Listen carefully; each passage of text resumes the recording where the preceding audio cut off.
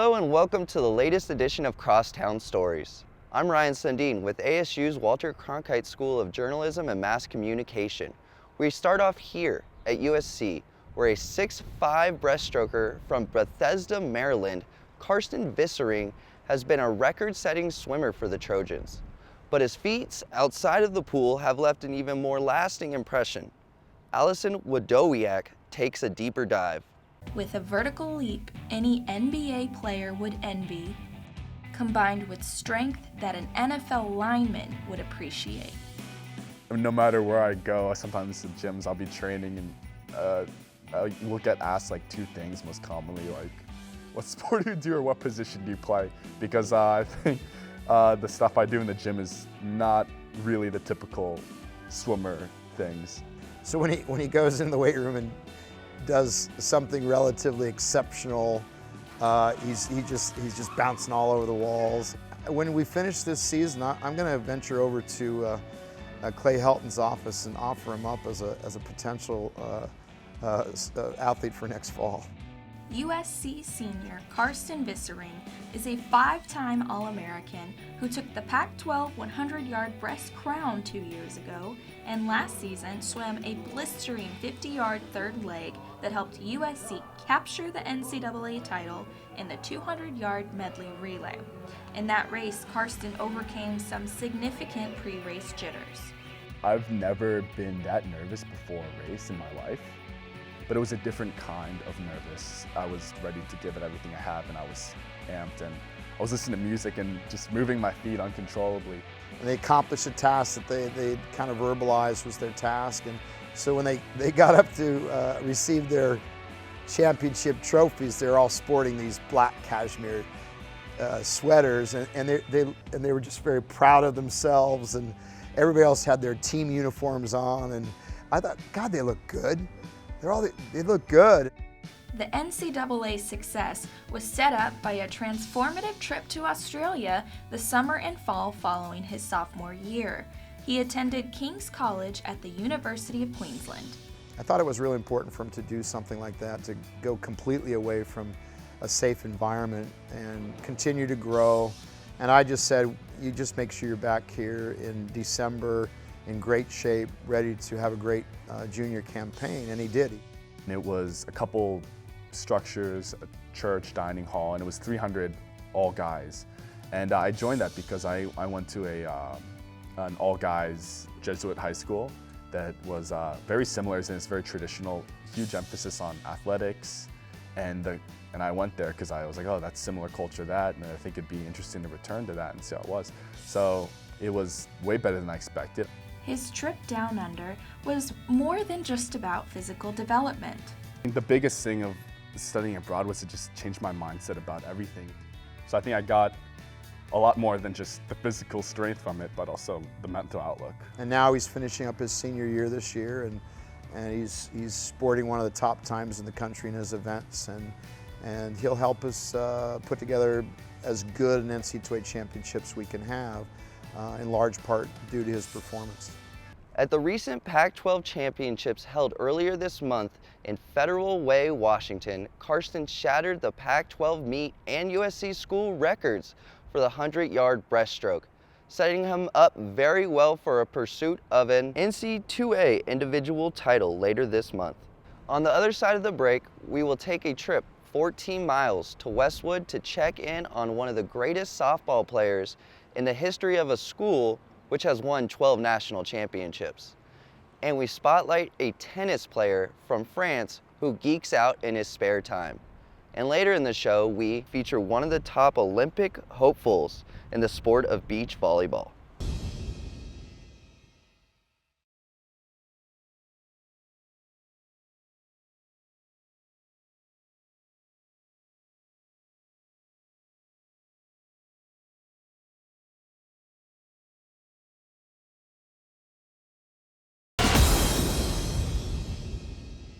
Welcome back to Crosstown Stories.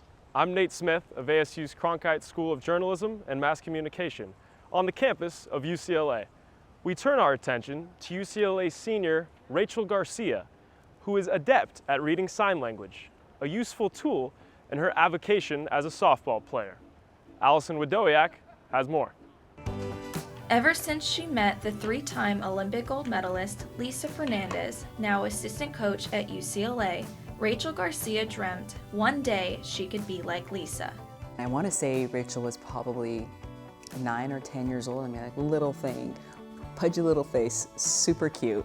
But it was a moment that she remembered meeting Lisa and knowing that she was Lisa literally was one of her idols growing up as far as being that pitcher hitter all around. I had the honor to be her bat girl, and I actually ran across the field in my slides to give her her jacket, and just watching her growing up it's always been amazing. Like her idol, Rachel is a power-hitting pitcher. Also, like Fernandez, the redshirt junior received the 2018 Honda Sports Award, given to the best collegiate female athlete in softball. To be able to hit and pitch, it's really about the mentality and the mental side of the game. Like mechanically, she's gifted. You know, when you're on fire on the mound, you feel like you can get any hitter out. Well, that doesn't do very much for your offensive game, and then vice versa. With the bat in her hand, Rachel drove in 54 runs with an impressive .339 batting average.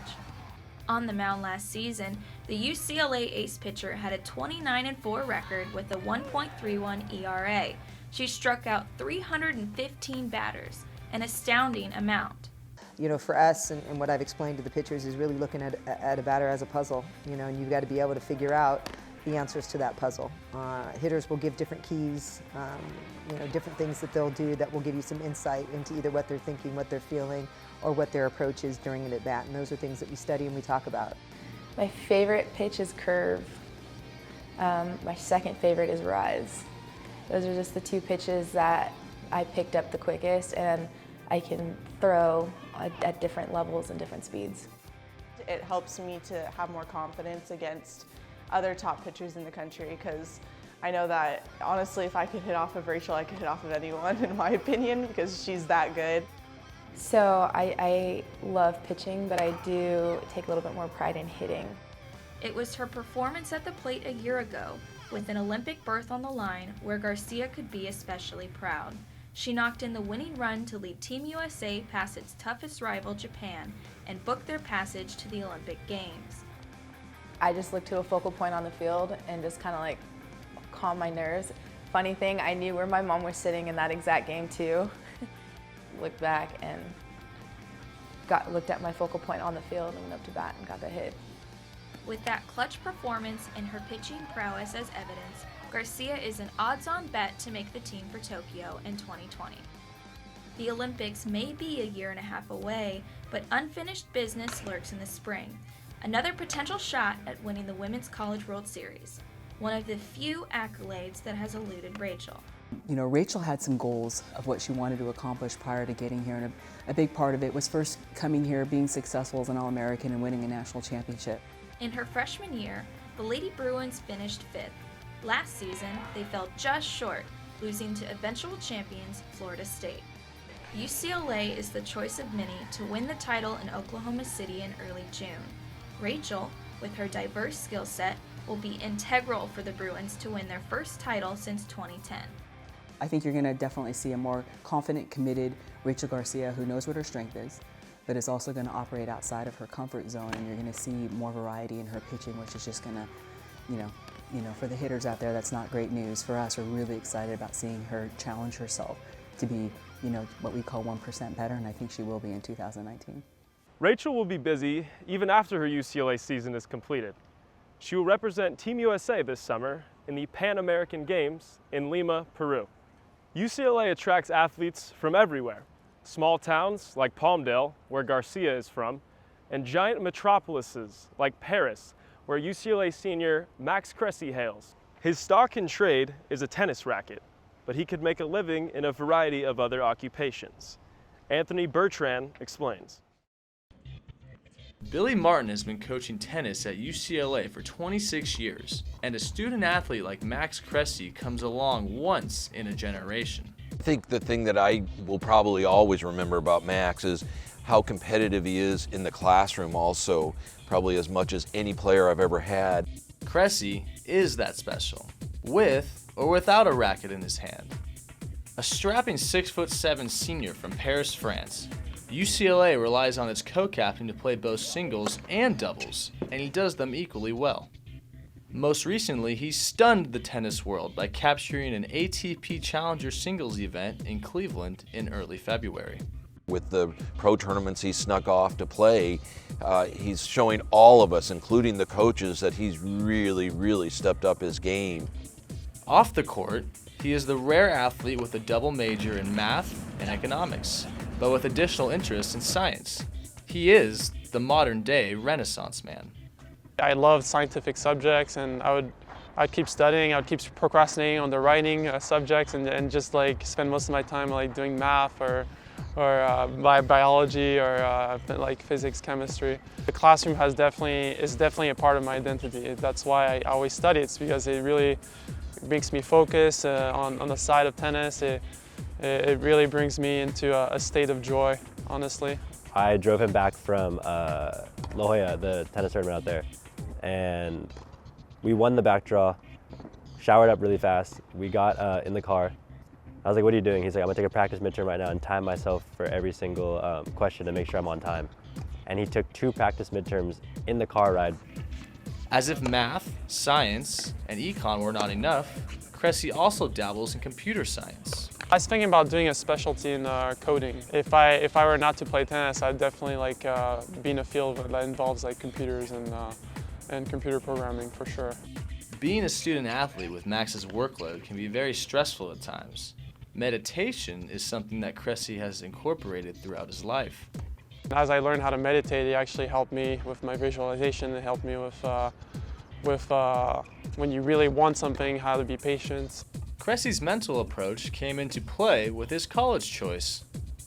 My first dream was to play #1 for the school, for UCLA, and because I saw this as unbelievable accomplishment. After a long study session in the team room, I would come out here and just like visualize myself playing here on court 1.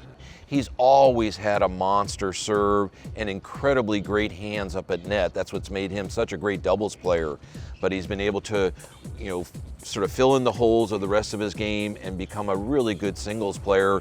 While Cressy was drawn to UCLA by alumni like Pete Sampras, Arthur Ashe, and Jimmy Connors, there was another school that was in the mix.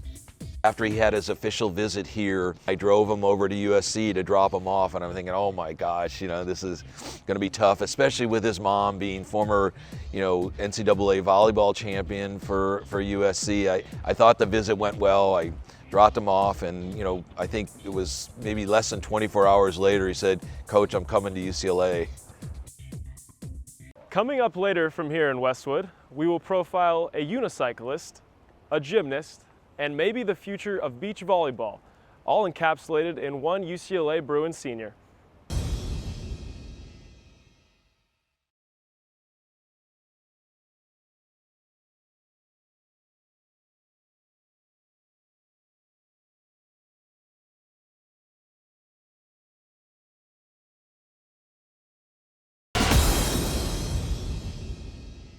Welcome back to Crosstown Stories on the campus of USC.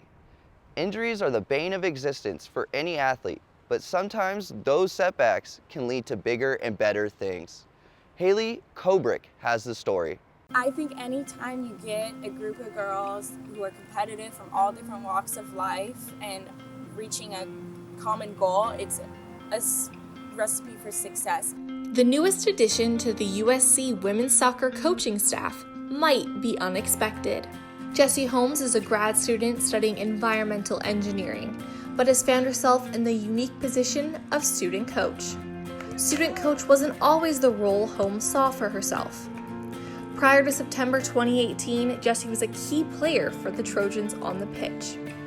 It's interesting because even when I was playing, I feel like this role kind of existed, but now I get to focus 100% on this role, and I feel like that role is really being there, being a motivator, being positive, and helping individuals. But being positive was no easy task for Holmes. Prior to September 2018, Jessie was a key player for the Trojans on the pitch. Last fall, she sustained an injury that caused her to hang up her cleats and medically retire from the game she loved. While Jessie's injury in September was the one that ended her career, it was far from the first time her knees had sidelined her. It was kind of a shock. I mean, so I am susceptible to issues on the lateral side of my cartilage in my knee, on my left knee. That was the injury. It's actually on the top of my kneecap where I tore off some cartilage. So it's basically a brand new injury. Sure, it has maybe something to do with the fact that my cartilage is susceptible to injury, but the new location, at first, like I kind of mentioned, the why me, why again, because it is kind of random, the fact that the injury wasn't in my previous spot. The first 2 injuries and subsequent surgeries forced Holmes to play only 7 games while getting her undergraduate degree at the University of Florida. It's really interesting. You know, the coaching community is very, very small, but I'm really good friends with her coach at Florida, Becky Burley. And my phone rang, and Becky flat out told me, she was like, I have a kid, it's a little weird, she's carrying an injury, hasn't played much, but you got to take her. And she was right. And from everything that we were trying to do inside the program in terms of our culture, where we were trying to go with it, what we were doing, having a lot of respect for what Becky has done with her program in terms of culture. I knew it was somebody I at least need to have the conversation with to see if it's going to be a good fit. And I'm really glad I did. I was nervous. I was nervous coming in here because I realized as I was leaving Florida, like that was my family. And I realized as I kind of left, like that was a huge part of my identity was those relationships. And so I was nervous here because I didn't know. It's been a while since I've been back in California, but the transition was perfect. It was so fluid, so easy. The amount of respect those girls have for me, it's so rewarding and just makes me feel so happy to be here with these girls. While Holmes does see herself coaching in the future, she has much bigger plans for after graduation. I think I'm passionate about a lot of things, and a major passion to me is like to combat like societal growth and benefit everyone and provide resources for the growing population, but at the same time in a way that sustains this environment, because without this, like we can't have societal growth. Jessie's leadership and empathy will be on display this fall, where she will return as a graduate assistant. Let's move on. When the name Kobe Bryant comes up, most people think of 81 points, 5 championships, and the 3rd leading scorer in NBA history. But when you bring up the name of Kobe Bryant, with USC senior guard Aaliyah Mazik, a different image surfaces. It's all about lockdown defense. Nate Smith visited with USC's tenacious captain. Man, I am a sneaker junkie. And once I got here and I made money on my own from my stipends, I definitely didn't take the budgeting class my freshman year, and I kind of was just buying all these sneakers every chance I got, and I was always broke at the end of the month. So Mazik owns over 100 pairs of shoes. The sky is the limit. I have sneakers at friends' house, at my house, at home, back home. I like my Balenciaga runners. That's probably one of my favorites. I like my Supreme Arab Tempos. I like my off-white Converse. The 5'9" senior guard was the it player coming out of high school. In 2014, Mazik was named 4A Player of the Year in Hoops Mad, North Carolina. The transition to college was difficult at best. Mazik struggled to stay healthy, and her game suffered. All that changed her junior year. But I kind of sacrificed the good times I was having and kind of just stuck in the gym a lot more, and hope that these will bring like positive results when it comes to basketball, because I was playing decent, but I wasn't playing as well as I wanted to play. The sacrifices did indeed pay off. Last season, Mazik went from contributor to focal point.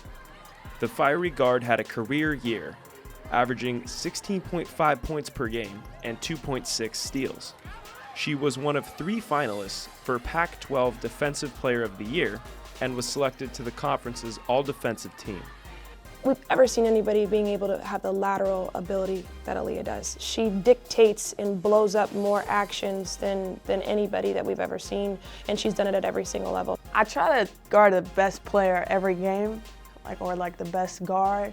What helps me a lot is that I actually enjoy it, and I feel like, defensively, if you don't enjoy it, then you won't be successful playing it. You won't like it, because it's like the dirty work, the hard work that people don't want to do. And so I definitely just try to get in their heads. I talk a lot of junk. While Mazique's defensive prowess has always been there, her offensive game is what needed work. She exploded last season. Mazique now owns the Trojans' single-season record for most three-pointers made with 86. But most of her career, she wasn't known as a shooter. I was a point guard, and I was really crafty with the ball, and I got to the basket, but I never really was like a three-point shooter or three-point threat or things like that. So to break that record here, it means a lot to me, because that wasn't a thing, it wasn't my go-to. As her Trojan career has progressed, so has Mazique's leadership role. Aaliyah isn't one to babysit or handhold. She is someone that will play with passion and fire, and I think she expects that of those around her. She's going to go out and play and do what she does every single day, whether she's got a C on her chest or not.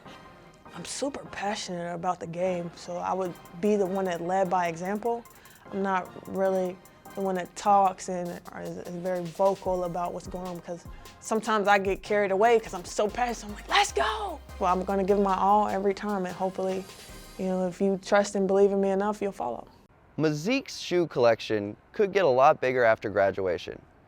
She has designs on working with footwear and apparel giant Nike. Next up, we head back over to UCLA to meet up with an athlete equally entertaining on and off the sand.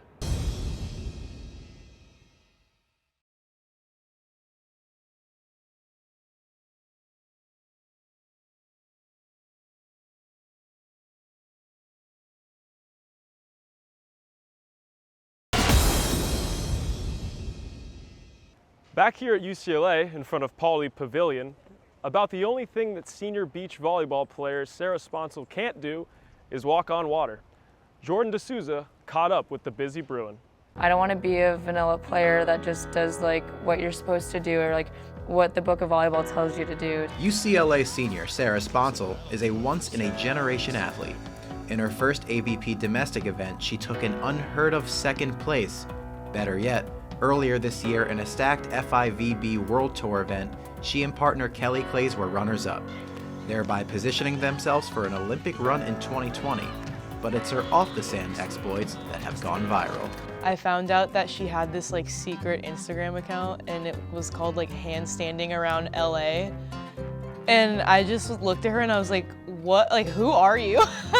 Whenever I travel for World Tour events, or I haven't been doing it recently, but I try to find a cool area. So I went to Moscow this summer and went to the Red Square and kind of did a handstanding thing there. She's just all-star athlete, so actually I wouldn't be surprised if she could handstand literally on anything and anywhere. So yeah. Oh, she also does unicycling too, and does the spinning of the basketball around the hand while she unicycles. When it comes to athletes who like to have fun and goof off, often questions arise about their competitiveness or dedication. This is so much fun. But for Sarah Sponsel, she has an elite competitive drive. Usually if I'm reffing and doing something and there's a close call, I'll kind of think of Sarah oh, if I call this against Sarah, she's going to give me that look. I mean, she doesn't want to let any point get away from her. She's constantly striving to get better within our group. Following their national championship victory last May, most of the Bruins looked to the upcoming summer as a time to decompress and prepare for their title defense. But in Sarah's case, she was just getting started. She partnered with 2017 world silver medalist Lauren Fendrick, a player 14 years older than Sarah. And she called me out for this tournament the next a week after we won. She's like, hey, you want to play? And we ended up doing really well. We got second in the AVP Austin. From there, we went on 4 World Tour events. We went to China. It was a month-long, China, Tokyo, Vienna, and Moscow, 1 week at a time. Although she soaked up every minute of the spotlight while on tour as a professional, Sarah came back for her final season as a Bruin to defend the NCAA title. I wanted to obviously have one more ride with them and really just enjoy the last year of college. Because of the way this team is operating right now, like there really are some close bonds and friendships, and I think she had really enjoyed the experience that she had last year with the team. There was like rumors like, would you, like, are you gonna go pro, are you gonna come back? And I was like kind of like talking to my mom, she's like, no, like you're going, you're staying here, like you're doing your last year. After the season is over, Sarah will pick up with her Olympic quest. With ex-Trojan clays, it is a multi-month, multi-country grind to qualify as one of the 2 U.S. teams to make it to Tokyo. I'm not one to make predictions, to be honest, but with Sarah, I think the sky's the limit for her. I really do. She's got 2 years before for this Olympic cycle, and the way people play in this sport, she could have another 3, maybe even 4 Olympic cycles where she could go after that. After UCLA's beach season is done, Sponsor will go globetrotting, back on the AVP domestic and FIVB international circuits, with the goal of medaling in the World Championships in Hamburg, Germany, in late June, early July. That's it from here at UCLA. I'm Nate Smith, and for Ryan Sundin, goodbye until the next Crosstown Stories.